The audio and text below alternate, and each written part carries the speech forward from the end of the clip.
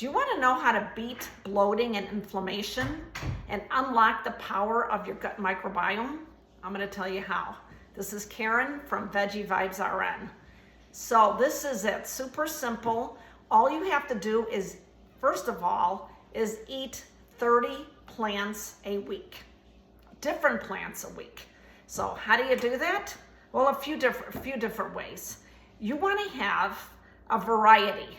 It's all about the fiber and a variety. Now, if you have a lot of bloating, the first week, or the first 3 to 5 days, you want to take it easy with the fiber. You want to have fiber and a variety, but not the cruciferous vegetables immediately until the bloating goes down. So cruciferous vegetables is your cauliflower, broccoli, kale, Brussels sprouts, that type of stuff. That might be a little rough in the beginning, but after 3 to 5 days and you feel the bloating going down, then I would slowly introduce it, because this is the best thing for your gut. Okay, so why do we even care about our gut?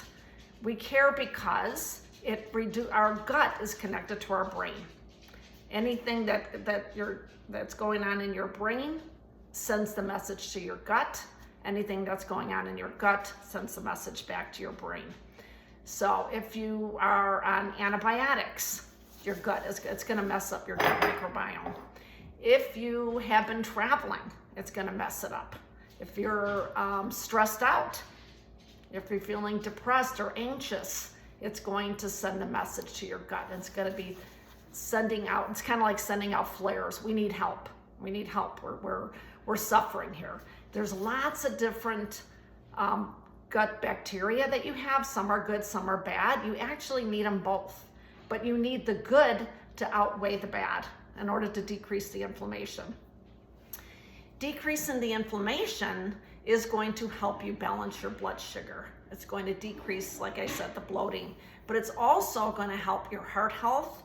And there is a byproduct of eating all these different plants, which I'm going to tell you how easy it is to do, eating 30 different plants a week. When you do that, it also reduces your chances of getting cancer, because the byproduct of eating the fiber, it's a molecule in your bacteria called short chain fatty acids, SCFAs. And because that is such a powerful molecule, what it does is it lines this, when you produce that, it's called butyrate. There's several different chemicals that are derived from that fiber. That's one of those short chain fatty acids, but butyrate is the most important one, because it actually lines the cells in your colon, and it helps prevent toxins that come into the colon. So it's actually protecting you. So we all need this. I know we're obsessed with protein, but we need fiber way more than protein. You need protein, but fiber is the king. So how do we get this? How do we get the 30 plants a week? Very different plants a week. Very, very easy. Okay, so this morning you got it. So you can only get the fiber from plant products, okay, not from animal products. So it would be fruits, vegetables, whole grains, legumes, beans, and nuts. Beans are part of the legumes. And so I'm going to tell you how that it could be amplified, the nutritional benefits, by soaking the nuts and the grains and the beans, which I'm going to tell you about in a second. So this morning I made some steel-cut oatmeal. I soaked it. Again, you always want to soak your nuts, beans, and grains. Why? Because it actually makes it more bioavailable to the body, makes it easily digestible, and will actually help with that bloating and inflammation and all of that. So way better to always soak the nuts and beans and grains. So, okay, so I have some steel-cut oats I made. Now I'm using it all week. I made it in a pressure cooker. You could use an Instant Pot. And when it was done, I added some organic raisins. I chopped up an apple. I actually put in some pumpkin into the mixture as well. And like I said, chopped up apples, some cinnamon, And that was it. So I had berries, 3 different types of berries, strawberries, blueberries, and strawberries, blueberries, what's the other one? I can't think. Blackberries. So I had 3 different types of berries. So already I had, how many different plants did I have? 3 berries, that's 3. The oats is 4. The, let's see, then I added some yogurt, plant-based yogurt that's unsweetened. That's 5. And then I added chia seeds, hemp seeds, and flax seeds. So now I'm up to 8. And it's only day 1. And it's only 1 meal. So it's not hard to get 30 different plants a week. Okay? So some other plants that you can have, add in some ginger, some turmeric.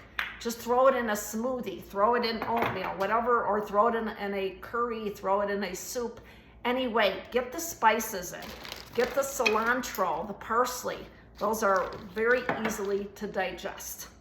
So again, if you don't have the bloating, you could just start in on everything. But if you have bloating, start slowly with the cruciferous vegetables. The vegetables that are easily digestible is like the dark leafy greens. You could have carrots, celery, cucumbers. That's much easier on the gut. But slowly you do want to increase the cruciferous vegetables because they are the most, the potent, the strongest for your system. And just start out with a little bit. You could even start out with a tablespoon. Like it doesn't matter. And then just see how your body reacts to it. So I was saying about soaking your nuts. So make sure you just soak it overnight. I just buy a bunch of raw nuts from Costco, wherever you want. Just make sure it's not full of oils or salts or anything. It has to be raw. Soak it overnight, and then in the morning you want to dry it out. I have a dehydrator, but if you don't, put it on the lowest setting in your oven. So dry it out and then put it in a jar and then just add it on to things. And I do the same thing. I soak rice. I did this yesterday. I made some black rice and just soak it and then overnight or 6 to 8 hours. And then once that's done, then you're able to cook it. You drain it out, rinse it. Okay, another very healthy food item that will really create those short chain fatty acids and the butyrate to line your colon. So oops, this is coming apart. I also make my own sprouts. I know you're gonna think this is too hard, too much. Super easy. This is the sprouts. I like it way better than buying it at the store. This is live. You want things that are live. So you're getting these live cultures. Your gut is going to love it. Think of your gut as all these different critters in there, and they need to be fed. They all like different diets. Some like the sprouts. Some like the cauliflower. Some like broccoli. We got to feed them all, okay? So here's the sprouts. This is super, super easy. Within 5 days, you're going to have your own sprouts. So how do you do it? Buy some organic sprouting seeds. Broccoli is one of the top ones, has that sulforaphane. I think I might be butchering it, but I'll put it in my blog. And so broccoli is one of the top sprouts that you can have. It just makes it a lot stronger, as far as the nutrients once you sprout it.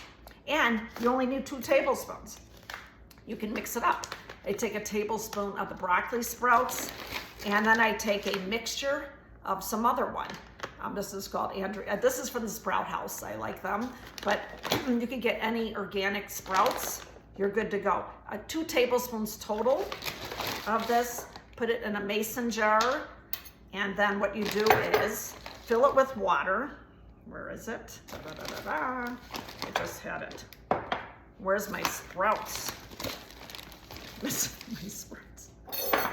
Here it is. I can't find it. I took the cover off. Okay, so I filled it up, put the 2 tablespoons of the seeds, and then I filled it up with water.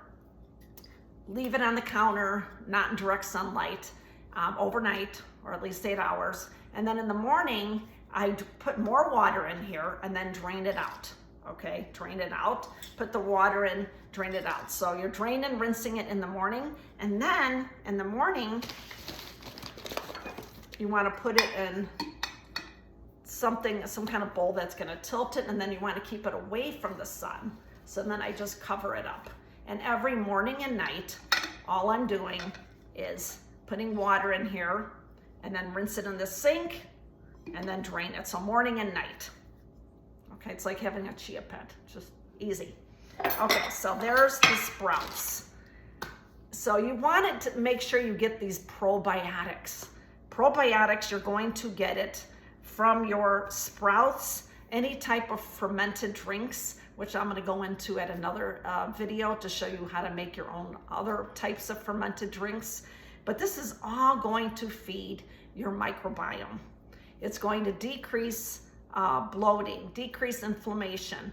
It's going to help you with, reduce your chances of, you're going to have a healthier heart.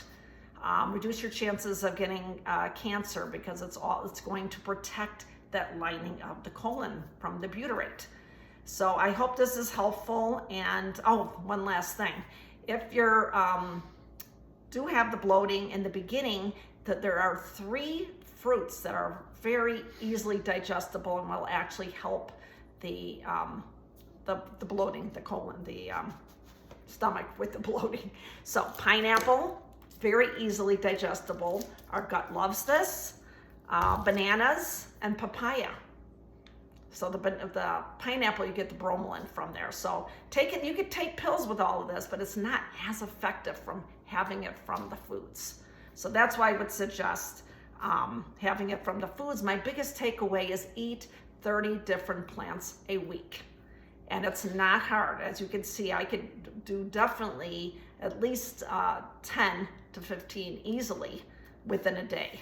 And you just have to have different ones. Just go to the store, pick up some radishes, pick up some leeks, different vegetables and fruits that you wouldn't normally have, throw it in a soup. Well, not the fruits, but the vegetables.